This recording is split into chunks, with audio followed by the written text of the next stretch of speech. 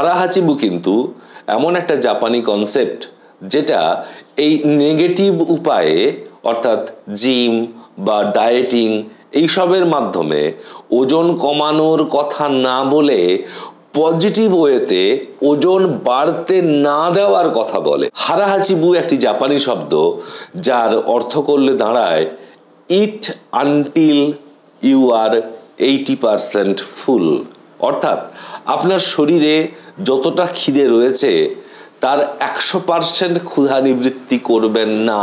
এই যে হারাহাচিবু অর্থাৎ মাইন্ডফুল ইটিং, এটাকে আমরা প্র্যাকটিস করব কিভাবে, এটাকে আমরা বাস্তবায়িত করব কিভাবে? নাম্বার 1, জাপানিরা কি করে, তারা খাবার সময় যে পাত্র বা বোল নেয় বা প্লেট নেয় সেটা আকারে অনেক ছোট হয়।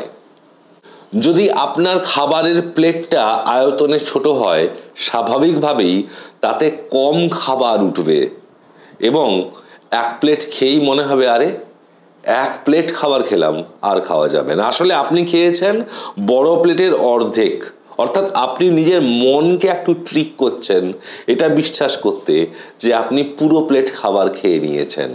সুতরাং যদি প্লেটের পরিমাণ কম হয় স্বাভাবিকভাবেই প্লেটে খাবারের পরিমাণ কম হবে এবং আপনি কম খেয়েই কিন্তু এই পরিতৃপ্তির ঢেকুর তুলবেন যে আপনি এক প্লেট খাবার খেয়েছেন।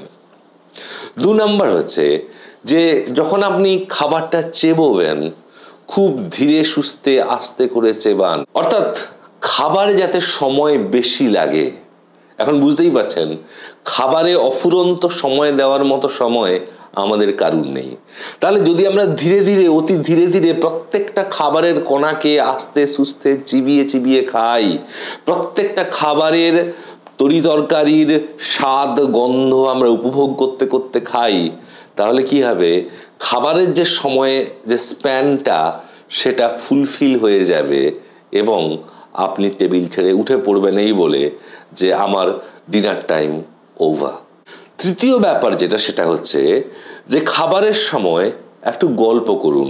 আমি নিজেও ব্যক্তিগতভাবে দেখেছি ভিয়েতনামিজ বা জাপানিজরা তারা যখন খাবার খায় একসাথে বসে খাবার খায়, খাবারের মাঝে ছোট ছোট পজ নেয়, সেই পজের সময় তারা একে অপরের সাথে কথাবার্তা জোকস এক্সচেঞ্জ করে, অর্থাৎ অ্যাটেনশনটা কোথাও খাবার থেকে খাবারের যারা কম্পেনিয়ান তাদের দিকে ডাইভার্টেড হয়ে যায়।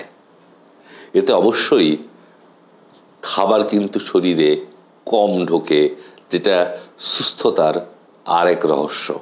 হারাহাচিবুর চতুর্থ স্তম্ভই হচ্ছে যে আপনাকে দৃঢ় হতে হবে, নিজের শরীরকে না বলতে শিখতে হবে যে 80% আমি খেয়েছি, দ্যাটস অল। সামান্য একটু খিদে শরীরে আমি রাখবো, আমি পুরোটা খাবো না, আমি ঢেকুর তুলবো না। অর্থাৎ কোথাও মনকে শক্ত করতে হবে যে যাই খাই সেটা যত লোভনীয় খাবারই হোক না কেন কখনোই প্লেট খালি করব না। প্লেট খালি করে খাওয়া it's against the social etiquette, এটা সামাজিক সৌজন্যের বিরোধী। তাই প্লেটে কিছুটা খাবার রেখে আমার পেটকে পুরো ভর্তি না করে উঠে যাওয়ার নামই হচ্ছে হারাহাচিবু। জাপানিরা আর একটা তত্ত্বে বিশ্বাস করে, দ্যাট ইজ কোয়াইট ইন্টারেস্টিং। সেটা হচ্ছে যে যেখানে তারা খাবারটা খায় অর্থাৎ ডাইনিং রুম বা ডাইনিং হল যাই বলুন না কেন, তার রংটা সাধারণত নীল রঙের হয়। এখন প্রকৃতির রাজ্যে দেখবেন আমরা যে যে সবজি বা ফসল খাই তার কোনোটারই রং কিন্তু নীল নয়। তাই যদি আমরা নীল প্লেটে খাবার খাই, নীল দেওয়ালের ঘরে বসে খাবার খাই, যেহেতু আমাদের অবচেতন মন নীল রঙের কোনো খাবার দেখেনি, তাই খাবার এবং নীল রং এই দুটো একে অপরের সাথে ক্ল্যাশ করে যায়। অর্থাৎ সহজভাবে বললে নীল রঙের প্লেটে নীল রঙের ডাইনিং রুমে বসে খেলে আপনার খিদে খুব একটা হবে না। বন্ধুরা দেখবেন সাধারণত রান্নাঘরের রং লাল, হলুদ এই সমস্ত যেগুলো খাবারের রং হয় তার সাথে অ্যাসোসিয়েটেড হয়, তাতে খিদে বেড়ে যায়। কিন্তু আমি গ্যারেন্টি দিয়ে বলছি যে আপনি যদি নীল রঙের প্লেটে খাবার খান তাহলে অবশ্যই কিন্তু আপনার খিদে কমে যাবে স্বাভাবিক উপায়ে, একটু পরেই মনে হবে ঠিক খাবারটা ভালো লাগছে না। নমস্কার, আমি অভিক। আমার ন্যানো গাড়ির মতো ছোট্ট ইউটিউব চ্যানেলে সবাইকে স্বাগত। কদিন আগে টাইমস অফ ইন্ডিয়াতে একটা আর্টিকেল পড়ছিলাম, যার শিরোনাম ছিল, is it the time to embrace the Japanese traditional concepts? বন্ধুরা, উত্তরটা মনে হয় হ্যাঁই হবে। হেক্টর গার্সিয়া তার বিখ্যাত ইকিগাই বলে যে বইটি লিখেছিলেন, যেটা জাপানের ওকিনাওয়া দ্বীপের বাসিন্দাদের নিয়ে, যে ওকিনাওয়া দ্বীপের বাসিন্দারা প্রায় সবাই শতায়ু এবং অতি সুস্থ সবল সাধারণ জীবনযাপন করেন মানসিক প্রশান্তির সাথে। তারপরে বহু গবেষক তারা জাপান গেছেন এবং তারা তাদের বিভিন্ন বই এবং আর্টিকেলে তুলে এনেছেন একের পর এক জাপানি জেন বুদ্ধিজমের ট্র্যাডিশনাল কনসেপ্ট। বন্ধুরা, আমরা এর আগে ইকিগাই, কাইজেন, রসমন এফেক্ট, উকেমাতো এবং ওয়াবিসাবি নিয়ে আলোচনা করেছি। আজকে সেরকমই একটি জাপানি জীবনশৈলী নিয়ে আলোচনা করব, যার নাম হচ্ছে হারা হাচিবু।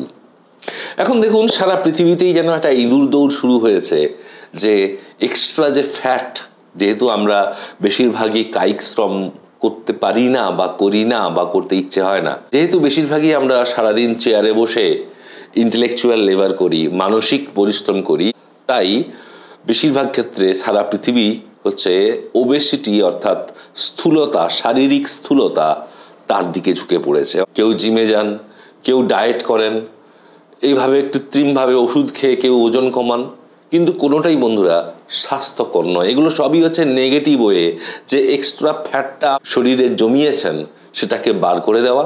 কিন্তু যেই মুহূর্তে আপনি কন্টিনিউইটি রাখতে পারবেন না জিমে যাওয়ার বা ডায়েট কন্ট্রোলের, ঠিক সেই মুহূর্তে আবার ফ্যাট আপনার শরীরে জমা হতে শুরু করবে এবং এই জমে যাওয়া ফ্যাট থেকে, অর্থাৎ শারীরিক স্থূলতা থেকেই বলতে পারেন আমাদের সমস্ত রোগের প্যান্ডোরার বাক্স খুলে যায়। হারা হাচিবু কিন্তু এমন একটা জাপানি কনসেপ্ট, যেটা এই নেগেটিভ উপায়ে, অর্থাৎ জিম বা ডায়েটিং এইসবের মাধ্যমে ওজন কমানোর কথা না বলে পজিটিভ ওয়েতে ওজন বাড়তে না দেওয়ার কথা বলে। হারা হাচিবু একটি জাপানি শব্দ, যার অর্থ করলে দাঁড়ায় ইট আনটিল ইউ আর 80% ফুল। আসলে আমরা বেশিরভাগ সময় কি করি, গোগ্রাসে খাবার খাই। ঘড়ির সাথে পাল্লা দিতে গিয়ে আমরা অনেক সময় বুঝতেই পারি না যে আমরা কি খাচ্ছি বা কেন খাচ্ছি। কিন্তু হারা হাচিবু বলছে মাইন্ডফুল ইটিং, অর্থাৎ যখন আপনি খাবেন তখন সময় নিয়ে খান। প্রত্যেকটা খাবারের কণা আপনার জিভ দিয়ে তার স্বাদকে রিলিশ করুন, এনজয় করুন আপনার খাবারটাকে। এবং যখন সামান্য একটু খিদে রয়ে যাবে তখনই খাবার স্টপ করে দিন।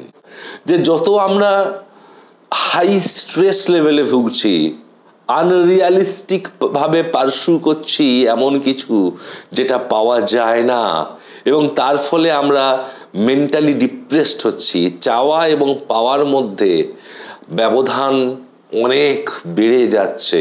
হাজারো চোখ প্রত্যেকটা সময়ে আমাদেরকে জরিপ করছে, তত মানুষ নার্ভাস হয়ে আসছে, মানুষের উৎকণ্ঠা বাড়ছে, এবং তত এই জেন বুদ্ধিজমের যে ধারণাগুলো এবং জাপানির যে ট্র্যাডিশনাল কনসেপ্টগুলো পাশ্চাত্য দুনিয়া আরো বেশি করে আঁকড়ে ধরছে।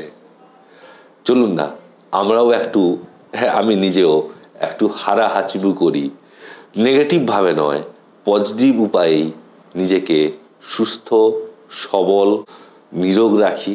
নমস্কার।